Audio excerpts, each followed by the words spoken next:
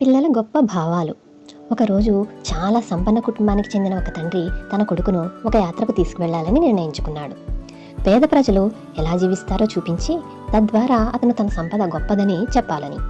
వారు 2 రోజులు పేద కుటుంబాలతో గడిపారు.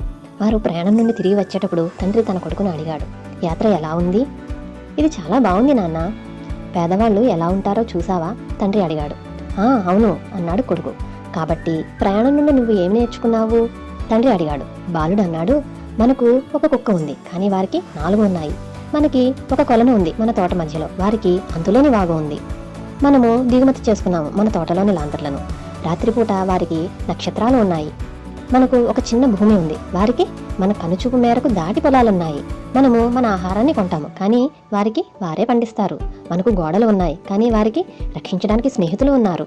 ఆ బాలుడు అన్నాడు, కృతజ్ఞతలు నాన్న, మనము ఎంత పేదవాళ్ళమో చూపినందుకు.